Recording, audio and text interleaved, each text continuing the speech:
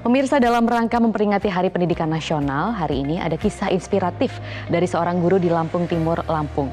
Dengan kreativitasnya, ia membagikan ilmu melalui media sosial. Cara ini dilakukan agar ia dapat mengedukasi lebih banyak orang tanpa harus bertatap muka. Assalamualaikum warahmatullahi wabarakatuh. Salam sejahtera buat kita semuanya. Kembali lagi dengan Pak Mif. Biasa kita bicara tentang agama Islam. Nah, kali ini kita akan bicara tentang akhlak. Apakah itu akhlak? Iya, akhlak yaitu budi pekerti atau hormat kita kepada orang yang lebih tua. Miftahudin atau yang akrab disapa Pak Mif adalah seorang guru honorer untuk tingkat sekolah dasar dan sekolah menengah pertama. Ia sudah menjalani profesinya sejak tahun 2013. Di usianya yang masih muda, yaitu 23 tahun, ia memutuskan untuk menjadi guru karena minimnya anak muda yang bercita-cita menjadi guru di kotanya. Akhirnya ia memutuskan membantu masyarakat dengan menjadi guru honorer. Dalam menjalani profesinya, Miftah hanya mendapatkan gaji sebesar Rp250.000 per bulan. Untuk mendapat penghasilan tambahan, ia mengajar secara online melalui sebuah aplikasi. Seringkali Miftah mengunggah video berisi ilmu dalam durasi pendek agar mudah diingat para murid, atau terkadang ia juga mengajar secara live atau siaran langsung melalui aplikasi tersebut. Miftah kini tengah menabung untuk menyambung kembali kuliahnya yang sempat terputus karena kekurangan biaya. Dan rawa itu adalah suatu genangan air yang terjadi terus-menerus atau musiman. Misal nih, sekarang lagi curah hujan tinggi, jadi rawa itu akan terisi penuh oleh air. Itu tadi sepenggal kisah tentang Pak Mif yang sangat kreatif membuat video untuk menjangkau lebih banyak lagi orang yang teredukasi. Langsung saja kita ngobrol-ngobrol dengan Pak Guru. Halo Pak Mif, selamat pagi. Selamat pagi. Terima kasih sudah bersedia bergabung di Selamat Pagi Indonesia. Pak Mif ini membuat pengajaran secara online. Nah, sejak kapan sih Pak bikin video online ini dan apa alasannya? Nah, sejak saya selama pandemi corona ini, ya Kak, jadi saya itu biasa bikin video tersebut karena bertujuan untuk mengedukasi atau memberi pelajaran online selama kita di rumah saja. Oke. Pak Miftah ini kan tapi sebagai guru honorer. Biasanya kalau guru honorer sangat terbatas langkahnya dan kewenangannya maupun gajinya juga sangat terbatas. Nah, ini gaji tidak banyak Pak, tapi apa yang membuat Bapak tetap konsisten untuk terus mengajar seperti ini bahkan secara online, bela-belain untuk tetap bisa mengajar secara online? Iya, untuk masalah itu sih saya tidak terlalu itu ya. Jadi di sini saya memang benar-benar niat mengajarkan ilmu yang saya dapat, karena dulu saya berpendidikan sangat jauh dan itu ya tidak sangat mudah, dan kita benar-benar ingin mengamalkan ilmu itu buat mereka, karena mereka sangat membutuhkan dan kita sendiri bahkan bisa belajar bareng. Memang tugas dan kewajiban dari seorang guru sendiri ya Pak Mif ya. Tapi apa yang membuat Pak Mif ini di usia masih sangat muda mau menjadi guru? Apalagi juga masih guru honorer kan ini Pak? Iya benar. Di situ di usia saya sekarang ini bukan alasan ya untuk jadi seorang guru gitu. Karena di samping itu kita bisa mengasah kembali ilmu kita dan benar-benar bisa belajar. Ya, intinya bisa menyemangati guru-guru yang sudah lanjut juga. Oke. Tapi cita-citanya Pak Mif sendiri sebenarnya apa? Apakah memang ingin menjadi guru sejak lama? Kalau ada di dulu waktu kecil itu berpikiran untuk menjadi seorang guru.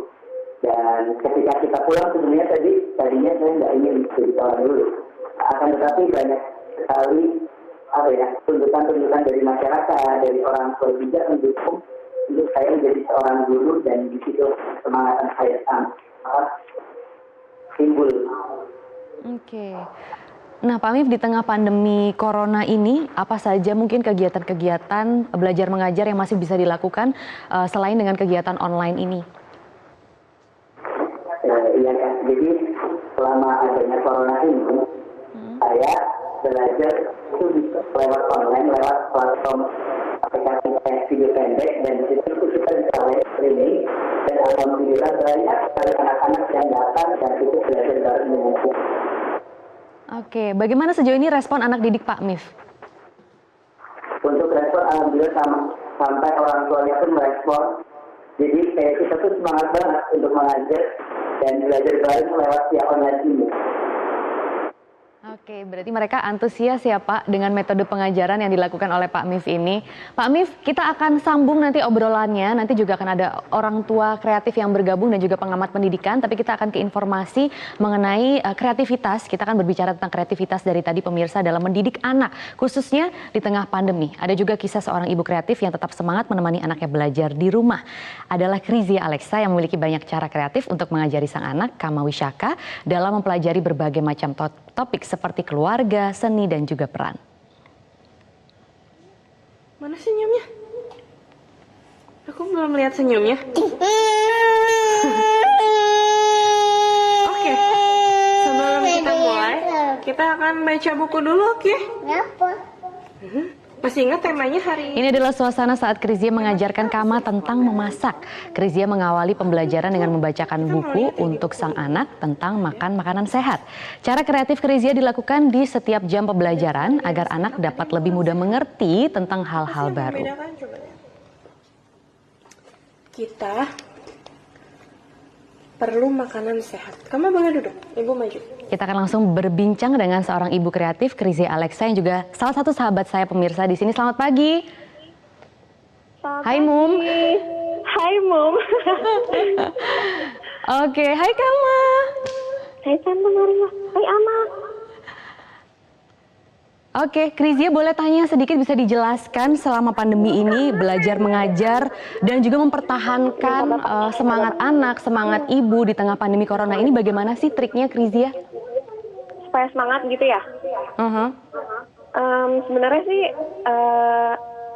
kalau misalnya nggak ada kegiatan, anak itu malah cenderung gampang tantrum. Terus kayak kalau nggak jelas gitu di jadwal, pokoknya dia jadi tantrum, jadinya kitanya repot juga kan. Nah jadi motivasinya adalah oke deh supaya anaknya kegiatannya terstruktur, moodnya juga dia lebih bagus, jadi semangat. Oke, tapi bagaimana caranya supaya tetap konsisten mempertahankan anak itu dapat pelajaran seperti yang didapat saat bersekolah? Nah sebenarnya ini kita termasuk yang beruntung karena sekolahnya Kama itu memberi syarat kepada para orang tua murid sebagai syarat penerimaan murid deh gitu. Syaratnya bukan anak yang dites, tapi orang tua itu wajib ikut training. Nah trainingnya tuh nggak sebentar, tapi 2 minggu dan itu full day. Selama kita training, kita diajarin teori-teori tentang pendidikan. Habis itu kita observasi kegiatan di sekolah. Kita juga belajar bikin lesson plan. Supaya lengkap, jadi tujuannya tuh sebenarnya supaya program pendidikan di sekolah sama dengan di rumah. Nah, udah kan, pertama tujuannya itu, tapi sekarang ada corona gini, jadi berasa banget manfaatnya, kita nggak kaget sama sekali karena udah di training gitu. Oke, tapi gimana respon anak selama pandemi corona ini? Bertanya-tanya nggak sih, kok nggak sekolah lagi, kangen sekolah, dan lain sebagainya. Gimana caranya Krizia waktu itu memberikan pengertian ke Kama, dan juga kita tetap harus sekolah meskipun kita di rumah? Oke, jadi sebenarnya dia nggak nanya-nanya sama sekali sih kalau untuk sekarang, karena dari awal udah ada perintah untuk self quarantine di rumah. Aku udah ngejelasin tentang corona ini ke Kama, jadi jelasinnya pakai bahasa yang simpel dan konkret aja. Kalau ada virus yang tidak aman di luar sana, jadi kita harus stay di rumah, tapi kita tetap harus belajar seperti di sekolah. As simple as that gitu. Terus alhamdulillahnya dia ngerti sih, cuman tantangannya itu untuk ya sekolahnya itu kadang-kadang ada penolakan. Tapi kalau ada penolakan, aku nggak mau maksa. Jadi ya udah nggak usah sekolah. 1-2 hari libur itu oke lah. Tapi pernah lelah nggak sih, Kris? Pernah apa? Pernah lelah nggak sih untuk tetap mempertahankan metode pengajaran seperti di sekolah? Ya, kalau secara fisik sih sebenarnya nggak lelah sama sekali. Mental, wow, benar-benar. Iya, itu yang dirasakan oleh orang tua lain juga kan soalnya. Banget, karena nahan emosi gitu ya ketika misalnya anaknya nggak mau, kita udah nyiapin media buat mainnya, udah nyiapin buat sentra seni, apa udah penting-penting, karena nggak mau kan lumayan emosi, ya itu sebenarnya tantangannya. Tapi kalau capek fisik enggak. Oke, Kris, nanti kita akan nyambung lagi, tapi kita akan ke Pak Miftah terlebih dahulu juga, yang ada di Lampung ini seorang guru honorer yang begitu kreatif. Tadi Pak Miftah mungkin sudah mendengar sedikit perbincangan kami, kekreativitasan itu sangat perlu di sini, begitu. Nah, apa hal-hal kreatif lain yang akan Pak Miftah lakukan di tengah pandemi corona ini? Banyak sih, Kak. Jadi kayak kita itu benar-benar bikin platform pembelajaran, entah itu dari seni, entah itu dari lagu-lagu atau apapun macamnya, pasti kita selalu bikin pembelajaran. Oke, tips-tips kepada guru-guru di luar sana saat pandemi corona ini bagaimana untuk tetap bisa belajar mengajar secara efektif dan juga untuk melahirkan ide-ide kreatif. Silakan Pak Miftah. Banyak, Kak. Jadi kan banyak sekali aplikasi-aplikasi platform-platform yang video pendek-pendek tersebut kita gunakanlah untuk hal-hal positif. Jadi kita manfaatkan untuk kita beredukasi pembelajaran dari kesehatan, pendidikan, dan ilmu-ilmu yang lain. Kita salurkan bisa lewat media tersebut. Oke, terima Dan kasih Pak Miftah. Oke, semoga tetap semangat, juga semoga tetap konsisten. Pak Miftah, terima kasih Pak Miftah sudah bersedia berbagi cerita di Selamat Pagi Indonesia. Sekarang kita ke Krizia lagi. Kris, jadi bagaimana kamu supaya terus ada ide-ide kreatif gitu untuk mengajari anak-anak? Kan sekarang kalau saya lihat cara pembelajaran kamu ini kan juga kreatif dan menarik sekali nih. Nah, bagaimana untuk tetap mempertahankan ide-ide itu dan juga melahirkan ide-ide menarik yang lainnya? Nah, kebetulan kan aku bekerja sebagai guru juga di sekolahnya Kama. Jadi sebenarnya di otak ini udah banyak stok gitu loh, kegiatan apa aja, atau misalnya untuk kegiatan seni bikin apa aja itu masih banyak stok nih. Tapi kalau nanti stok idenya habis, biasanya aku akan buka Instagram, kayak kan banyak tuh akun-akun parenting orang-orang bule yang homeschooling gitu kan. Mereka kan banyak aktivitas, ya udah aku tinggal lihat, biasanya dapet inspirasi, terus aku sesuaikan aja dengan metode yang aku pakai buat ngajarin Kama gitu. Oke, nah terakhir Kris, boleh minta tips dan triknya supaya kita bisa tetap semangat, konsisten mengajar anak dan juga mempertahankan mood kedua belah pihak. Jadi nggak cuma mood anak aja, tapi mood orang tua juga. Nah, susah nih karena aku juga masih lumayan kesulitan kadang-kadang. Tapi sih ingat aja bahwa setiap kali kita kalau misalnya kita bete atau kita ada sedikit emosi negatif saat ngajar anak, itu ngaruh banget ke anaknya gitu. Dia bakalan difficult gitu kalau misalnya kita kayak gitu. Tapi kalau misalnya kita mempersiapkan diri kita dengan baik, kita niatnya juga baik, kita udah setting mood kita jadi baik, anaknya juga surprisingly bakal menerima dengan baik juga. Gitu. Oke, dan semua itu tidak harus dipaksakan ya Kris ya? Tergantung keadaan masing-masing ya? Benar-benar, nggak usah. Jadi kalau misalnya emang nolak, terus kita udah usaha gitu ya, udah usaha ngasih pijakan, udah ngasih arahan, ya udah stop aja. Oke, terima kasih Krizia, Mum. Sama-sama. Stay healthy, tetap sehat. Pak Miftah, terima kasih juga sudah berbagi cerita di Selamat Pagi Indonesia. Terima kasih Krizia dan Pak Miftah. Semoga bermanfaat dialog tadi. Nah, bagaimana komentar pengamat pendidikan mengenai kekreativitasan yang diperlukan saat pandemi corona ini? Kami akan membahasnya tetap di Selamat Pagi Indonesia akhir pekan. Pemirsa, masih tentang Hari Pendidikan Nasional, kita akan langsung berbincang juga dengan pengamat pendidikan Mas Indra Karismiaji melalui sambungan Skype di sini. Selamat pagi Mas Indra. Selamat pagi Mbak Maria, selamat Hari Pendidikan Nasional untuk kita semua. Selamat Hari Pendidikan Nasional untuk semua elemen bangsa. Mas Indra tadi sudah mendengar cerita mengenai guru honorer yang kreatif, kemudian juga ibu kreatif. Nah, bagaimana Mas Indra memandang hal ini? Apakah memang kekreativitasan menjadi faktor penentu di tengah pandemi corona?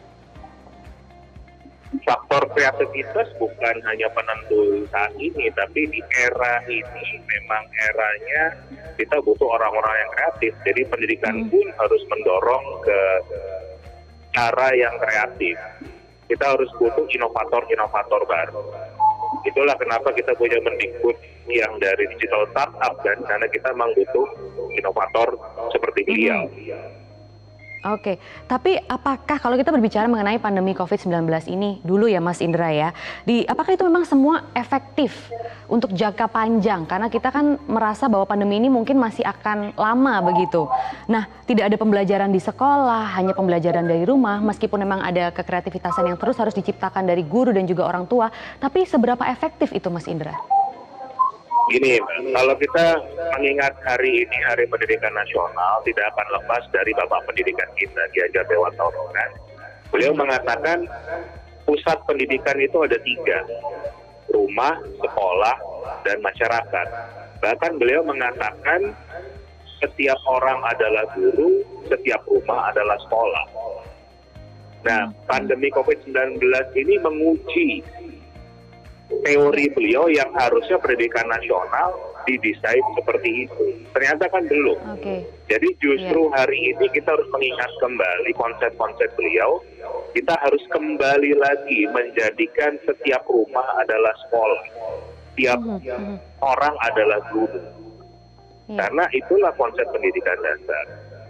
Nah, tinggal sekarang apalagi eranya sudah era teknologi, bisa memanfaatkan teknologi seoptimal mungkin. Kiai Jarnewanto bicara sebelum era digital loh, tapi desainnya sudah seperti itu. Oke, kalau begitu konsep pendidikan seperti apa yang cocok saat ini, Mas, di masa kreatif seperti ini yang kita akan memasuki era revolusi industri 4.0. Nah, konsep pendidikannya itu kan selama ini kalau di Indonesia itu kan hanya berpikir akademis, dan akademis. Nah, sebenarnya konsep yang cocok saat ini itu seperti apa menurut Mas Indra? Sebetulnya sederhana. Pendidikan itu pada dasarnya kan ada 4 pilar. Learning to know, learning to do, learning to be, learning to live together. Itu aja. Jadi kata kuncinya adalah learning. Jadi belajar, caranya belajar. Tapi kita sekarang sudah bergeser menjadi belajar banyak mata pelajaran, banyak materi, ya kan? Itu udah bergeser yang pertama. Betul, yang belum tentu semuanya akan terpakai untuk masa depan ya, Mas. Saya selama kerja belum pernah pakai sinus kosinus tangan. Oke. Ya kan? Yang kedua juga bergeseran lagi belajar menjadi menyiapkan diri untuk menghadapi tes. Jadi arahnya ke bagaimana penilaian angka kan gitu. Dan kemarin KPAI juga membuat sebuah survei pada saat pandemi ini pun guru-guru tuh fokusnya bagaimana menilai siswa. Betul. Oke. Jadi kalau gitu gimana Mas tipsnya nih untuk para guru dan orang tua terakhir karena waktunya terbatas, Mas Indra, sayang sekali. Sederhanakan caranya mengajar, yaitu ajari mereka caranya belajar.